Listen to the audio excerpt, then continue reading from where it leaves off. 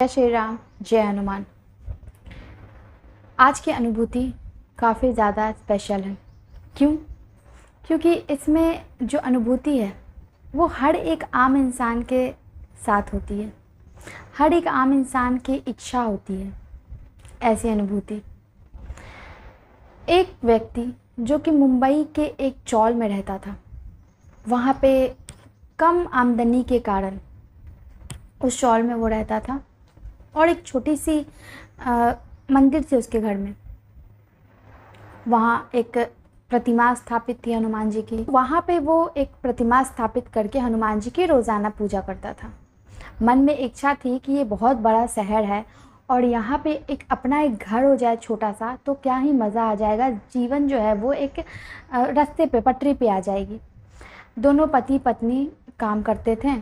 पति जो है वो कहीं कंपनी में काम करता था और पत्नी जो है वो भी दूसरे कंपनी में काम करती थी। मतलब कि जहाँ पे इकट्ठे लोग सिलाई बुनाई करते हैं वहाँ वो करती थी, और पति दूसरे किसी कंपनी में, अच्छी कंपनी थी लेकिन वहाँ पे वो मज़दूर के रूप में काम करता था। तो दोनों ही की ज़िंदगी अच्छी खासी चल रही थी। इतने आमदनी हो जाते थे कि दोनों अपना अच्छा ज़िंदगी चलाता था उस महानगर में, मुंबई जैसे महानगर में। तो अपने कंपनी में जब वो काम करता था तो रेंट के मकान में रहना, उस माहौल में रहना उसे अच्छा नहीं लगता था, क्योंकि वहाँ पे बहुत ही अशांति होती थी। चौल के जो बच्चे होते थे, कई बच्चे पढ़ते भी नहीं थे, लेकिन वो अपने बच्चों को अच्छे स्कूल में पढ़ाता था। उसे वहाँ का माहौल नहीं पसंद आता था। तो उसके मन में इच्छा थी कि इस माहौल से निकल के किसी और माहौल में जो है, छोटा सा ही घर हो लेकिन वहाँ पे अच्छे माहौल में बच्चों को रखूँगी, क्योंकि यहाँ पे बच्चों की संगति कहीं ना कहीं बिगड़ जाएगी। क्योंकि यहाँ कोई स्कूल नहीं जाता है। मेरे बच्चे अगर स्कूल जाते हैं और घर आते हैं, हम दोनों काम में व्यस्त रहते हैं, दोनों बच्चे बाहर निकल के दिन भर खेलते हैं, तो उसे ऐसा लगता था कि बच्चे बिगड़ जाएंगे। वो कहता था कि इस माहौल से निकल के अपना घर में एक छोटा सा घर हो, वहीं पे व्यवस्था लगा दो प्रभु। उसने 5 लाख राम नाम जाप का संकल्प लिया और वो प्रभु के ऊपर उसने छोड़ दी। जब आप प्रभु के शरणागत होते हो, अपना कोई भी काम उन पे छोड़ते हो, तो देर हो सवेर हो वो काम होता ही होता है। तो उसने 5 लाख राम नाम जाप का संकल्प लिया और ये बोला कि आप मुझे एक अच्छा सा घर दिला दो, बस मेरी एक यही मांग है। नाम जाप उसने शुरू किया। नाम जाप उसका ख़त्म हो गया।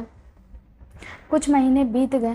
उसे ऐसा लगा कि संकल्प का कोई असर नहीं हुआ भगवान के ऊपर। अब मैं संकल्प नहीं करूँगा। वो नाराज़ होके बैठ गया, लेकिन फिर भी वो नाम जाप करता था, रोज़ाना भक्ति करता था। एक विक्रेता आता है उसके घर पूछने कि तुम्हें घर चाहिए?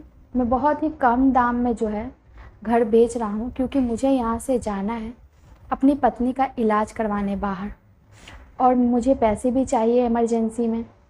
मेरी पत्नी जो है 1 हफ़्ते पहले ही बीमार पड़ गई है, काफ़ी भारी बीमारी से, तो मुझे कुछ पैसे चाहिए। यहाँ से घर बेच के मैं जा रहा हूँ, हो सके तो कुछ पैसों की जो है तुरंत व्यवस्था करके मुझे दे दो। कंपनी में दोनों पति पत्नी जो हैं अपने लोन के लिए अप्लाई करते हैं। वहाँ से तुरंत उसे आधा वो पत्नी अप्लाई करती है, आधा पति अप्लाई करता है, और दोनों का जो कर्ज है वो दे दिया जाता है कंपनी के द्वारा।